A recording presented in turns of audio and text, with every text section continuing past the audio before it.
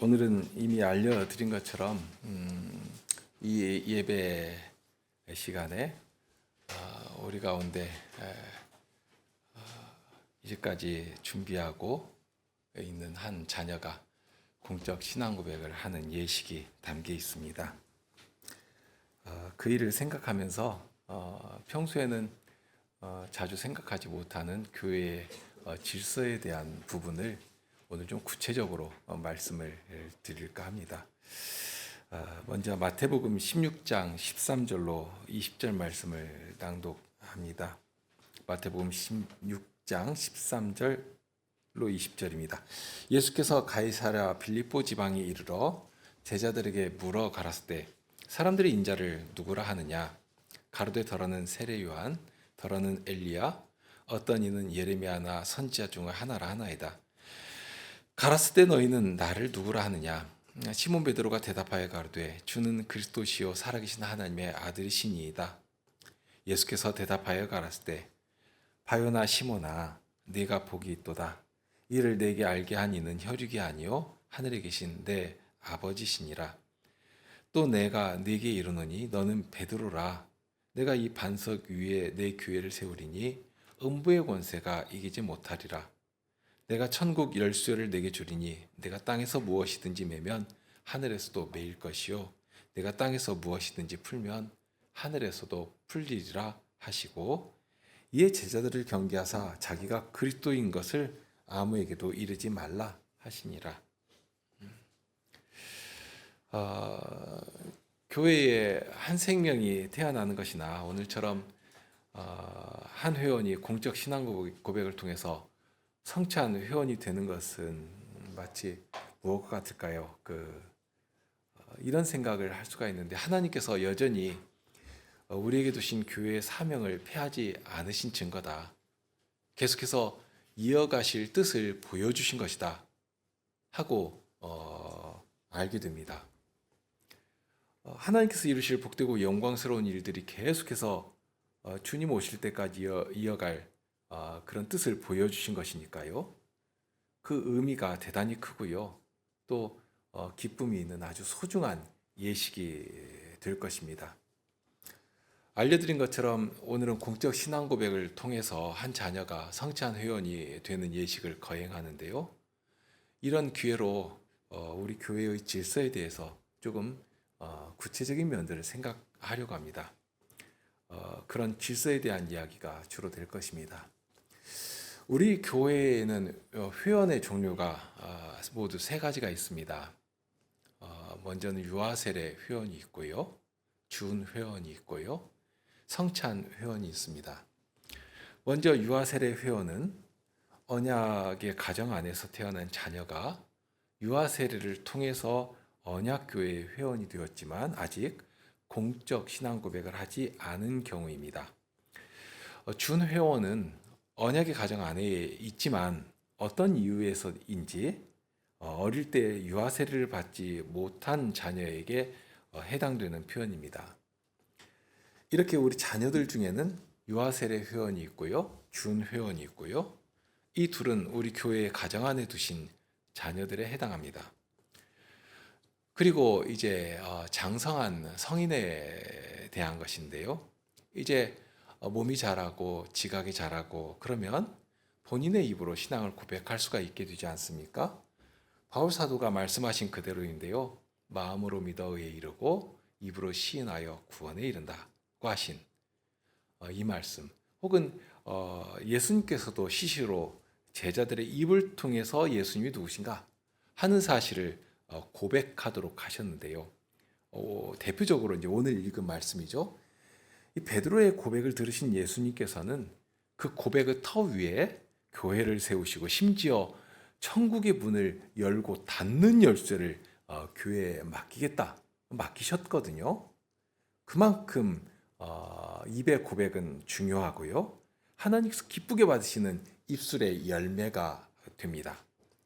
그런 고백을 할 때에는 교회가 함께 그 사실을 확인하면서 세례를 통해서든지 아니면 오늘처럼 이 공적 신앙 고백을 통해서든지 교회에 가입하여서 성찬 회원이 되도록 합니다. 이렇게 성찬 회원이라는 말이 우리 교회 회원에 대한 정식 명칭입니다. 그러니 여기에 담겨 있는 뜻은 어떤 면에서는 우리 교회의 성찬에는 아무라도 그냥 왔으니까 참여한다 이렇게 하지 못하게 되어 있습니다. 한 교회의 회원의 자격이 있는 사람만 성찬의 자리에 나올 수가 있는 것인데요. 주님의 몸을 분별하지 못하고 먹고 마실 수 있기 때문에 그런 믿음을 주신 것을 확인하고 자칫 주님의 몸을 분별하지 못하고 성찬에 참여하면 어떻게 됩니까? 개인적으로도 주님의 징계를 받게 되는 것이고요. 고린도 교회가 그랬죠.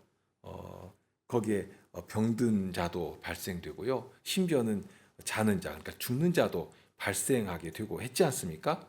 그렇게 개인적으로 볼지라도 주님의 징계가 그에게 임하는 것이지만 그것은 개인적인 일로 멈추지 않습니다. 그 일을 분별하지 못하고 함부로 행한 그 교회도 주님의 징계 가운데 떨어지게 되는 것입니다. 그러니 분별하면서 주님의 상에 나아갈 자격이 있는지 그만큼 주의해서 살피게 됩니다. 그러니 한 교회의 성찬 회원의 자격을 얻을 때는 교회가 잘 살피고 믿음의 고백을 받고 확인하면서 성찬의 자리에 함께 나아가게 되는 것입니다. 그럴 때 우선은 세례를 받아서 성찬 회원이 됩니다. 전에는 교회 다닌 일이었고 또는 믿지 않던 사람이었는데요. 복음을 듣고 죄를 깨닫고 회개하고 전심으로 나의 구원은 오직 주님께만 있다 하는 사실을 고백하면서 나의 주시오 나의 하나님이시라 한 사실을 이렇게 고백하면 그러니 이제 그 일을 그냥 하는 것이 아니라 우리 교회에서는 요리문답을 통해서 합니다. 주로는 하이델베르그 요리문답을 통해서 또 필요에 따라서 다양한 말씀을 이렇게 배워가면서 그 사람에게 주신 믿음의 증거가 어떠한 것인가 이것을 확인하면서 신앙 고백을 하게 되고 그런 사람에게 세례를 베풀게 됩니다. 그렇게 교회에 세례를 받게 되면 성찬 회원이 됩니다. 뿐만이 아니라 오늘 같은 경우인데요. 공적 신앙 고백을 통해서 성찬 회원이 되게 됩니다. 유아 세례 회원이었던 자녀가 이제 몸도 크고 장성하게 되고 본인의 신앙에 대해서 이렇게 스스로 분별하고 자신의 입으로 고백할 수가 있게 되면 그 일을 위해서 본인이 청하면 가장 좋을 것이고요. 아니면 교회가 살펴서 이제 때가 되었다 하고 여겨지면 그럼 요리문답 공부를 시작하자고 권하기도 하는데요.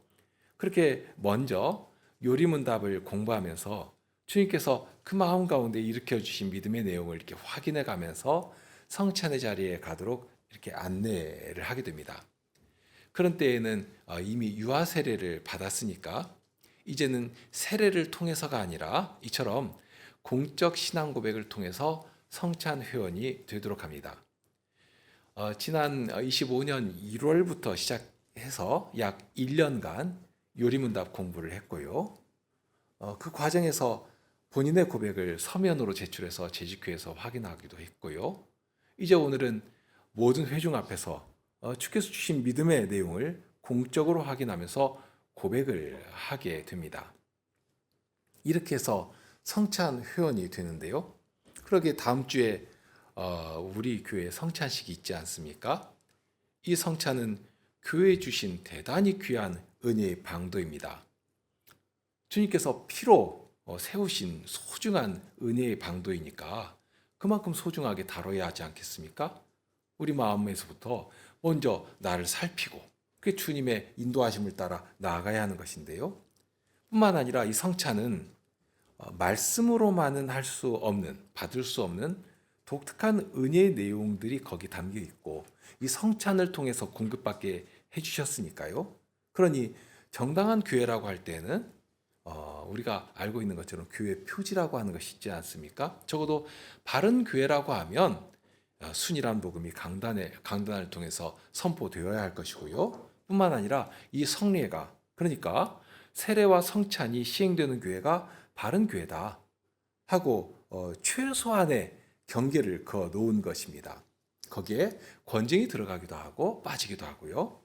자, 이렇게 표지라고 할 만한 것을 주셔서 교회가 질서 가운데 세워놓은 것인데요. 이렇게 이것을 통해서 교회를 보호하도록 하신 것입니다. 그러니 이 성찬의 경우에 칼빈은 할 수만 있으면 매주일 하면 참 유익하겠다 하는 말을 한 것이고요. 그래도 최소한 1년에 4번은 해야 하겠다 하고서 우리는 그렇게 1년에 4번씩 성찬을 하려고 힘을 쓰는 것입니다. 이런 성찬이니까 이러한 성찬에 참여할 자격을 얻기 위해서는 두 방법을 취하게 됩니다. 첫째는 가장 정당하고 정상적인 방법이죠. 성찬 회원이 되는 것입니다. 성찬 회원이 되면 누구라도 성찬에 참여할 자격을 얻게 됩니다. 그리고 둘째로는 다른 교회에서 세례를 받은 사람이지만 아직 그 교회의 회원이 아닌 경우, 그러니까 잠시 손님으로 왔다거나 하는 경우일 것인데요. 그럴 경우에는 치료회의 지도를 따라서 참여할 자격을 임시로 얻는 경우입니다. 그러니까 그 교회 성찬 회원이 아니지만 성찬에 참여하기를 원하는 경우에는 교회의 치료회의의 허락을 받아서 성찬에 참여하게 됩니다. 자, 이렇게 세례식을 통해서나 공적 신앙 고백을 통해서 한 교회의 회원이 되면 이제 그 사람은 언약교회의 교인으로 성찬에 참여할 자격을 얻게 되고요. 뿐만 아니라 우리 헌장에 나오는 것처럼 이제 교인됨을 스스로 맛보며 누리며 자증할 기회를 얻게 되는 것입니다. 자원에 하여서 봉사함으로 말미암아 그의 교인됨을 힘써 나타내게 되고 그렇게 교회가 건설되어 가는 자리에 자신에게 주신 하나님의 은혜와 은사적 실질들을 이렇게 드리며 헌신하며 그렇게 일생을 아주 복된 인생으로 살아가게 되는 것입니다. 자, 이렇게 성찬 회원이 되는 방법은 이렇게 직접 가입해서 되는 방법도 있는데요. 그 외에도 또 다른 방법이 있습니다. 그것은 교회 간의 임명 절차를 통하는 방법입니다. 우리는 주님의 다스리심을 한 교회 지체로 살아가면서 누리게 됩니다. 주님께서 세우신 질서의 보호와 직분의 봉사를 통해서 성도의 사귐 가운데 참여하게 되는데요. 지난주에 배운 것처럼 주님께서 우리를 복음으로 부르시고 생명 얻는 회개를 통해서 세례를 받게 하신 때에는 성신으로 보편의 교회인 이 언약교회와 같은 이 지역교회의 지체가 되도록 하십니다. 그런데 어떤 경우에는 성찬 회원이었던 그 교회를 떠나야 할 그런 상황도 발생이 되지 않습니까? 대표적으로는 이제 혼인을 통해서 남편이 있는 교회로 혹은 아내가 있는 교회로 떠나는 경우가 발생이 됩니다. 그렇게 혼인을 통해서도 되는 것이지만 어떤 경우에는 직장이나 생업으로 인하여서 지역을 옮겨야 할 상황도 발생이 되고요. 그러니 우리가 직장을 옮길 때에도 그 지역에 개혁교회가 있는지 바른 교회가 있는지 그것부터 살피려고 아주 힘을 쓰는 것 아닙니까? 그런 때에 아주 좋은 교회를 발견했다고 그냥 가는 것이 아니라 임명을 해서 주님의 다스리심의 보살핌 안에 속히 들어가야 합니다. 그렇게 임명을 해서 가는 것인데요. 그럴 때의 질서도 이렇습니다. 먼저는 교회의 치료회의에 그 사실을 알리고 그래서 교회에서 임명증서를 옮기는 교회에 보내고 그렇게 해서 한순간도 주님의 자녀가 이렇게 날 것으로 정말 죄악된 세상에 노출되지 않도록 외톨이처럼 교회의 그늘 밖으로 벗어난 일이 없도록 보호하고 살펴야 할 의무가 있습니다. 그러니까 다니던 교회에서 이제 단일 교회로 임명서를 보내서 주님의 보호를 받도록 부탁을 하게 되는데요. 그럴 때에는 임명해 가는 교회는 다시 그의 신앙을 확인하거나 하는 일이 없이 즉시로 그 교회의 성찬 회원으로 받게 됩니다. 자칫 어떤 신앙이 있었는지 이렇게 그 사람을 확인한다고 그렇게 경직되게 해버리면 거기에 이격이 생기고 공백이 생기게 됩니다. 그러니 전에 다니던 교회에서 임명서를 보낼 때에는 보편의 거룩하고 사도적인 교회 안에서의 임명이니까 거기에 공백이 없도록 주님의 보살핌 아래 거하며 즐거이 교인 노릇을 하도록 그렇게 즉시 임명을 받아서 교회 회원의 자격을 부여하게 되는 것입니다. 그런 경우뿐만은 아닙니다. 안타깝지만 우리가 살아가다 보면 어떤 한 교회의 성찬 회원으로 살아가는 일에서 큰 어려움이 발생하는 경우도 있지 않습니까? 대표적으로는 어떤 이유에서인지 강단에서 선포되는 말씀을 더 이상 들을 수가 없고 은혜의 말씀을 공급받을 수가 없고 그러면 결국 그의 영혼이 피폐해져 버립니다. 그러면 대단히 불행하게 되고 불쌍하게 되지 않습니까? 그런 어떤 어려움이 발생할 때에는 치료회의에 그 사실을 이렇게 진실되게 말해서 임명하는 일도 있게 됩니다. 그렇게 피치 못할 사정으로 인하여서 교회를 옮기게 되고 그런 때라도 그냥 가는 것이 아니라 치료회의의 지도를 받아서 임명의 방법을 통해서 다른 지역 교회의 성찬회원으로 가입하게 됩니다. 우리가 전에 몸담고 있던 그런 곳을 생각해 보면 어떤 교회에서 이렇게 왔다고 하면 특별하게 살피는 일이 없이 당장에 오늘 가입서를 쓰면 예배 말미에 이렇게 광고 시간에 일어나서 인사를 하고 소개시키고 하는 그런 일들도 많았고요. 그렇게 되니까 교회를 옮기는 일을 아주 가벼이 여기는 것도 사실입니다. 심지어는 어떤 교회에서 문제를 일으키고서는 치료를 받게 될 상황이 되니까 이 교회밖에 없느냐 하고서는 다른 교회로 가는 일도 있고요. 그러면 그 교회에서는 새로운 교인이 왔다고 아주 환영을 하고 또는 어떤 교회에서 직분을 맡아서 예를 들면 장로였으면 다른 교회에 가서도 협동장로라 하는 타이틀을 붙여서 장로 대접을 하고 그런 일들이 많았던 것을 아실 것입니다. 그러나 교회의 질서는 그렇게 되어 있지 않습니다.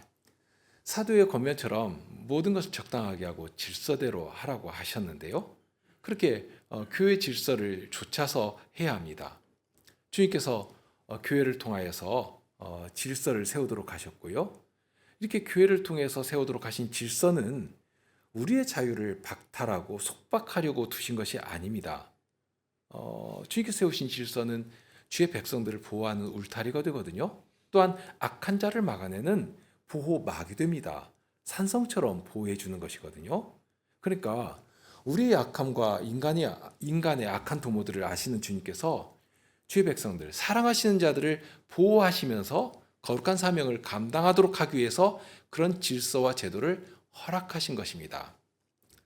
자, 그러면 이제 오늘 우리가 만든 예식은 공적 신앙 고백인데요. 이 신앙 고백이라고 하는 것이 어떤 것인가 하는 점을 생각해 보겠습니다. 이미 배우신 것이니까 아마 머릿속에 떠올리시면서 공부하면 좋겠습니다. 우리가 아는 가장 대표적인 신앙 고백이라고 하면 베드로가 예수님을 향해서 한 고백입니다. 오늘 읽은 말씀인데요. 마태복음 16장 16절이죠. 시몬 베드로가 대답하여 가로되 주는 그리스도시요 살아계신 하나님의 아들이시니이다. 이 고백을 예수님께서 들으실 때 매우 기뻐하셨습니다. 그러면서 베드로를 아주 친근한 표현으로 부르시거든요.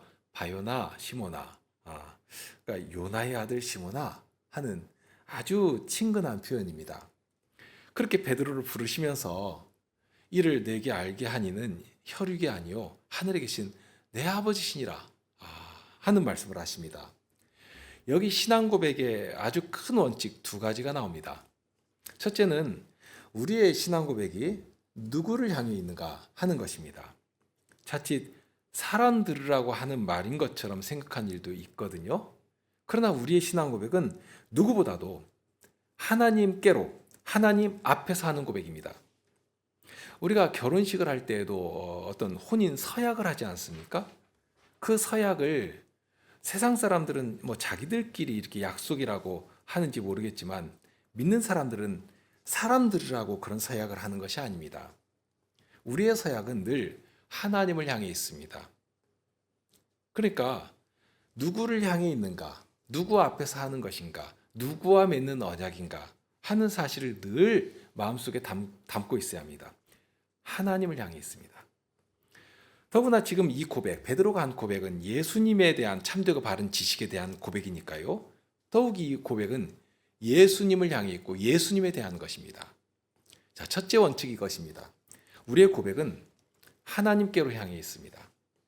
그러면서 거기에 담겨야 할 대단히 중요한 내용도 있는데요. 그것은 하나님께서 가르쳐 주신 것으로 한다 하는 것입니다.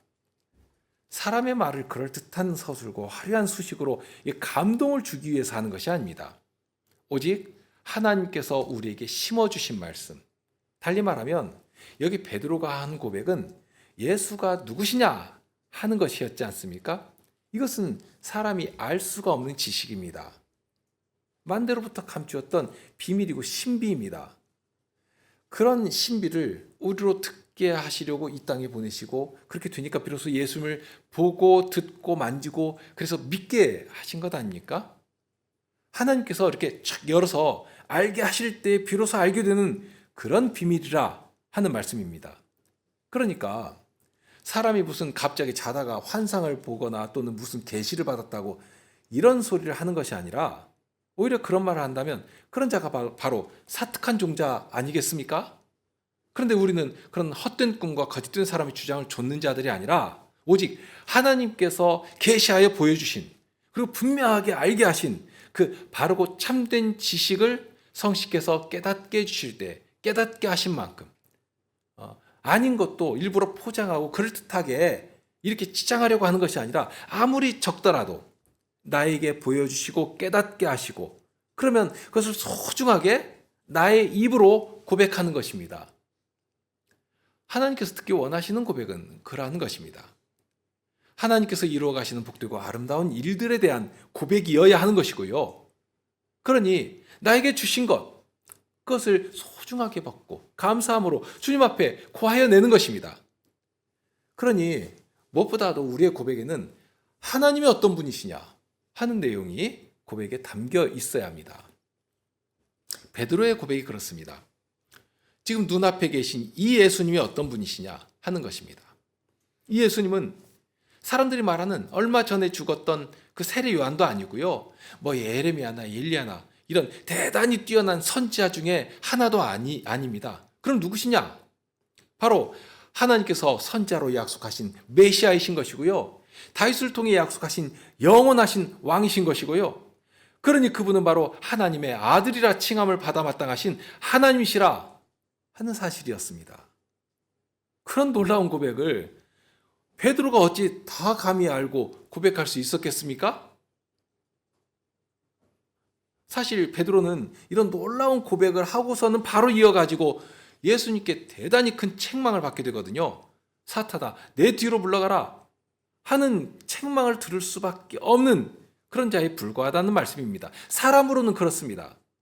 하지만 하나님께서는 이때 베드로의 입을 통해서 가르쳐 주시고 열어주시고 보여주시고 그러니 이 베드로의 입을 통해서 지금 이 말씀을 하시는 이분이 누구시냐 하는 사실을 예수님 앞에 구하며 주님을 높이게 해주신 것입니다. 이처럼 우리의 신앙 고백은 하나님을 향해 있고 하나님께 올려지는 찬송이 되게 하셨습니다. 이것이 우리의 신앙 고백의 첫째 내용입니다. 그러면서 둘째로 우리의 고백은 개인적으로 또는 나만 하는 것이 아닙니다. 모든 교회가 한 입으로 하게 하셨습니다. 예수님께서는 베드로의 고백을 들으시고 그 고백의 터 위에 교회를 세우겠다 하고 약속하셨습니다. 사도는 교회를 가리켜서 진리의 기둥과 터라 하는 말씀도 하셨고요. 그런 약속 아래에서 이제 만대의 일을 교회로 주의 백성을 부르실 때는 바로 이 베드로와 동일한 고백을 하게 하시면서 교회 위에 건설되어 가게 하셨습니다. 또한 동일한 고백을 하면서 온 교회가 함께 주님을 높이게 하셨습니다. 달리 말하면 이 고백은 한 사람 베드로만 하는 것이 아닙니다. 이제 교회로 연합하는 모든 성도가 동일하게 마치 한 입에서 나오는 것처럼 모든 성도의 입에서 이런 동일한 고백이 나오게 해주셨습니다. 우리는 다른 고백을 하는 것이 아닙니다. 공적 신앙 고백에서도 확인하는 것이 그런 것입니다. 오늘 이 자리에 나오는 언약의 자녀만 이 고백을 하고 다른 성도들은 무슨 구경꾼들처럼 듣고 구경하는 것이 아닙니다. 우리 교회에 계속해서 주의 자녀들을 일으켜 주셨고 이로 인하여 주께서 이루어 가실 경영을 바라보며 다음 세대까지라도 기대하게 해주셨습니다. 얼마나 참 복된 일입니까? 주께서 여전히 우리를 사랑하시고 우리를 통해 이루어 가실 하나님 나라의 경영을 이처럼 오늘 다시 일으켜 주신다 하는 증거를 보게 해 주셨거든요.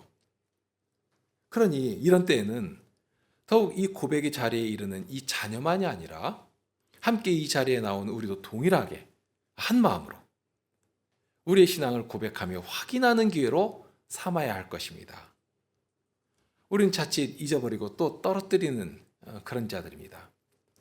그런 우리를 아시고 이런 기회를 주실 때 더욱 마음을 모아서 우리 안에 두신 선한 소망에 관하여서 다시 확인하고 우리 마음으로 믿는 사실을 나의 입으로 성도들과 함께 동일한 입으로 함께 고백하는 그런 기회를 삼게 하셨습니다. 달리 말하면 우리의 고백은 교회가 증인으로 서 있는 그 자리에서 동일한 입으로 함께하는 고백입니다. 우리는 구경꾼들이 아닙니다. 증인일 뿐만이 아니라 이 일에 참여하는 당사자로 모두가 함께 동일한 마음으로 한 입으로 주님의 이름을 불러야 합니다. 이것이 우리가 하는 신앙 고백의 중요한 특징입니다.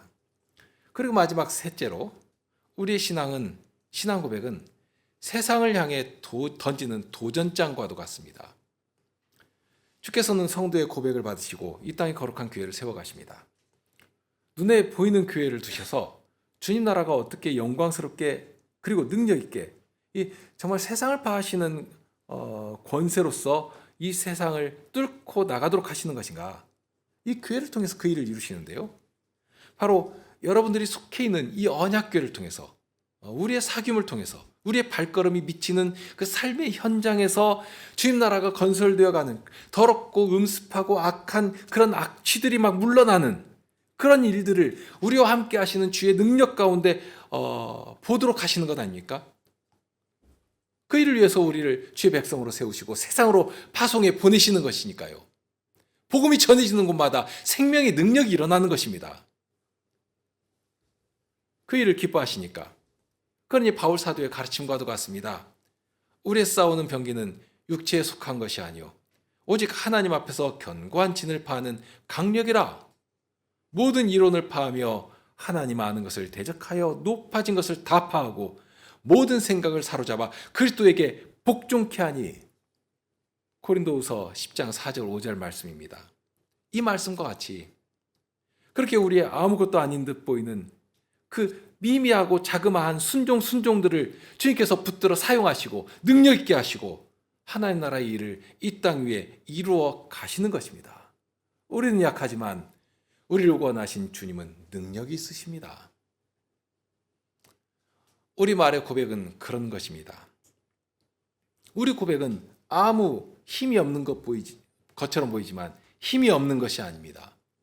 고백은 하나님께서 주시는 것이고 그러니 하나님께서 받으시며 예수님의 약속을 이루어 가십니다. 교회를 세우겠다고 약속하시지 않습니까? 성도의 고백을 받으시고 그 고백을 통해 교회를 건설하도록 하시고 주님의 다스리시는 능력을 이 땅 위에 펼쳐내도록 하시는 것이고 그렇게 하시는 것입니다.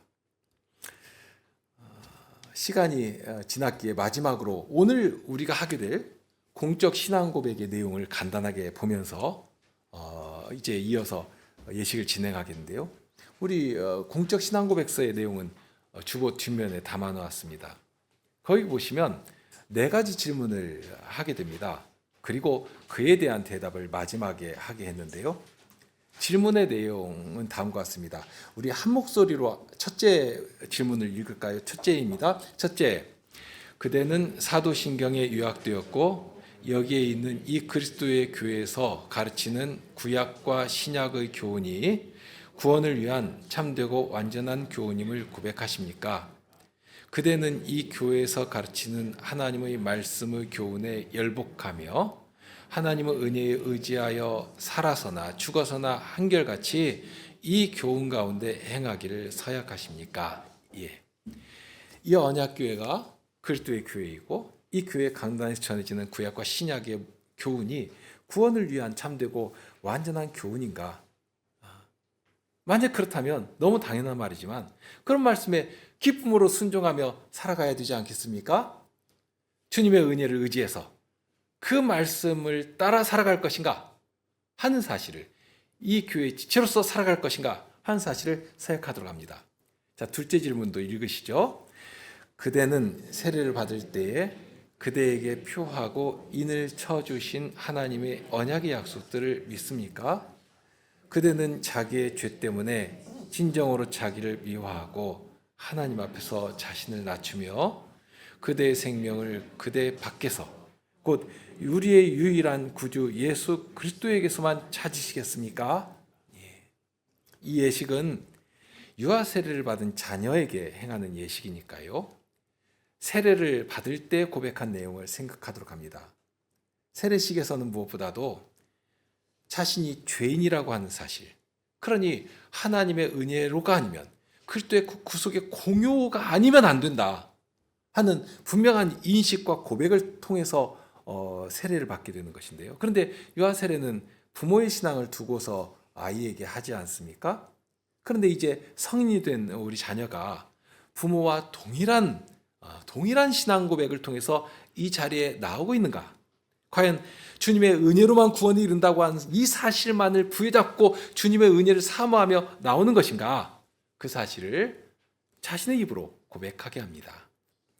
이제 세 번째 함께 읽으시죠.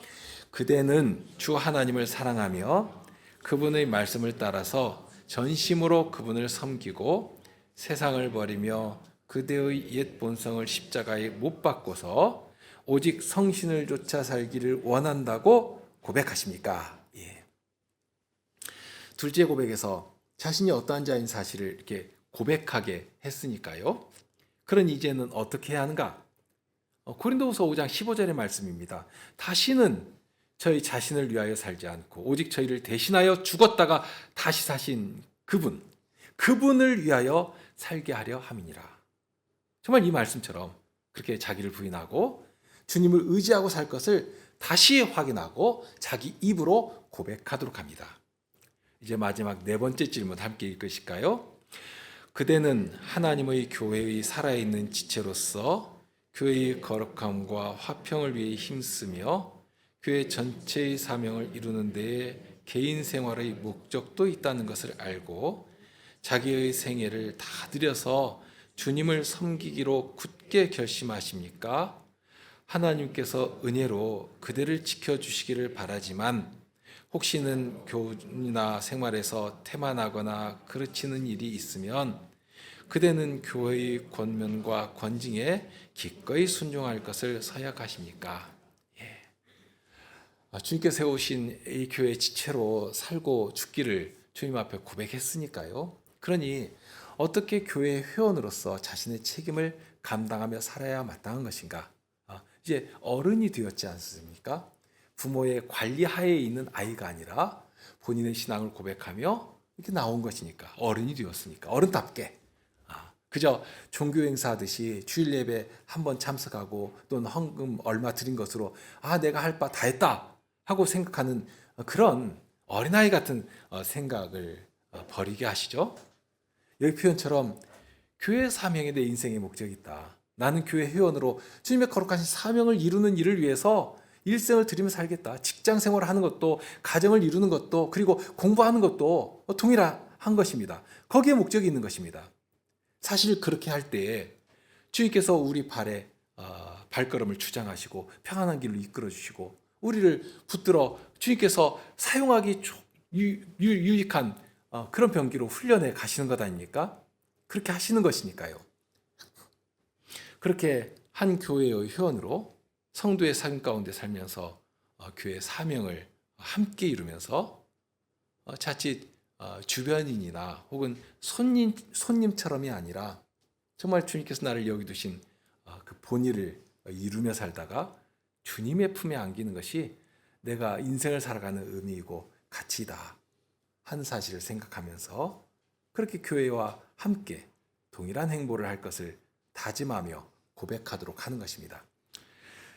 그런 사실을 인정하면서 과연 그렇습니다 하고 대답하게 되는데요. 이런 고백을 한 사람이 언약교회의 성찬 회원으로 가입하면서 동시에 거룩하고 보편적이며 사도적인 하나의 교회로 연합하여서 주님의 몸을 이루며 하나님 나라의 거룩한 사명을 감당하는 그런 지체로서 이 시대를 살아갈 수 있게 되는 것입니다. 이제 공적 신앙 고백을 하겠습니다. 신앙 고백을 하실 우리 자녀는 앞으로 나와 주시기 바랍니다.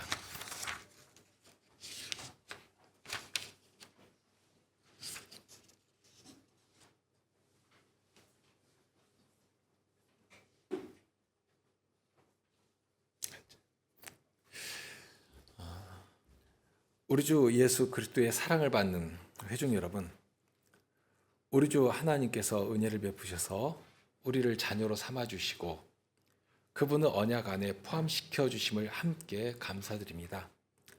하나님께서는 또한 주의 자녀에게 사랑과 능력을 베푸셔서 그 사람으로 하여금 거룩한 성찬에 참여함을 허락받기 위하여 주님의 거룩한 교회 앞에서 하나님께 대한 자기의 신앙을 공적으로 고백할 마음을 가지게 하여 주셨습니다. 이제 공적 신앙 고백을 하실 분은 일어나십시오. 자, 그대는 하나님과 그의 거룩한 교회 앞에서 다음과 같은 내용을 공적으로 고백하고 이로써 주 예수 그리스도의 성찬에 참여함을 허락받기 위하여 이 자리에 이르렀습니다. 이 다음의 질문들을 잘 듣고 진실되게 대답하시기 바랍니다. 첫째, 그대는 사도신경에 요약되었고 여기에 있는 이 그리스도의 교회에서 가르치는 구약과 신약의 교훈이 구원을 위한 참되고 완전한 교훈임을 고백하십니까? 그대는 이 교회에서 가르치는 하나님의 말씀의 교훈에 열복하며 하나님의 은혜에 의지하여 살았으나 죽었으나 한결같이 이 교훈 가운데 행하기를 서약하십니까? 둘째, 그대는 세례를 받을 때 그대에게 표하고 인을 쳐주신 하나님의 언약의 약속들을 믿습니까? 그대는 자기의 죄 때문에 진정으로 자기를 미워하고 하나님 앞에서 자신을 낮추며 그대의 생명을 그대 밖에서 곧 우리의 유일한 구주 예수 그리스도에게서만 찾으시겠습니까? 셋째, 그대는 주 하나님을 사랑하며 그분의 말씀을 따라서 전심으로 그분을 섬기고 세상을 버리며 그대의 옛 본성을 십자가에 못 박고서 오직 성신을 쫓아 살기를 원한다고 고백하십니까? 넷째, 그대는 하나님의 교회의 살아있는 지체로서 교회의 거룩함과 화평을 위해 힘쓰며 교회 전체의 사명을 이루는 데 개인 생활의 목적도 있다는 것을 알고 자기 생애를 다 들여서 주님을 섬기기로 굳게 결심하십니까?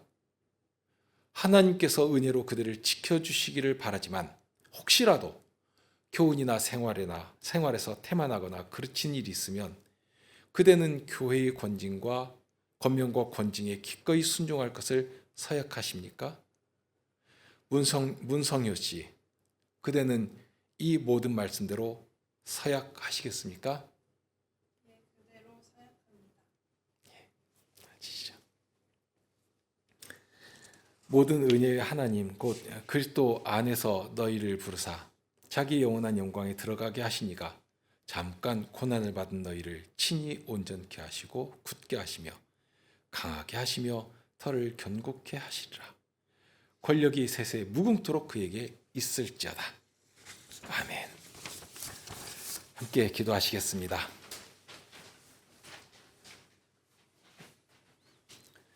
하늘에 오르신 주께서 만대를 명하여 하나님의 뜻을 이루게 하시되 악한 자 마귀와 거짓되고 더러운 모든 죄악을 멸하실 심판의 날까지 이 세상의 역사를 친히 다스려 가시는 것이고 그런 때에 피로 값주고 사신 자들을 불러 주님의 교회에 들이시며 이 땅에 두신 이 교회를 통하여 주님의 구원이 얼마나 능하시며 권세가 있으신 것인지를 알게 하여 주십니다. 오늘 저희 언약교회의 한 자녀가 공적 신앙 고백을 통해 교회 회원이 되는 예식을 거행하였사옵니다. 이 일을 주께서 인준하여 주시고 주님 나라를 흥왕케 하여 가시는 증거가 되게 하여 주옵소서. 이 자녀뿐만이 아니라 저희에게 허락하신 모든 언약의 자녀들이 하나라도 이탈됨이 없이 주님의 은혜 안에 거하며 주께서 바라시는 선하신 뜻을 향하여 기쁨으로 인생을 드리며 그렇게 주님의 자비하시며 능하신 손길 안에서 자신의 모든 것이 발견되는, 모든 것을 발견해가는 그런 복된 인생이 되도록 은혜로 함께하여 주시옵소서. 또한 함께 고백의 심정으로 참여한 주의 자녀들에게도 다시 새로운 심정을 불러 일으켜 주셔서 저희의 무뎌져 버린 손과 발을 털고 일어나 더욱 힘써 주님께서 이루어 가시는 복된 사역에 참여하며 주님을 기쁘시게 하는 교회로 그렇게 움직여 나가는 그런 기회가 되도록 이 귀한 예식을 사용하여 주시옵소서. 우리 주님 예수 그리스도 이름으로 기도합나이다. 아멘.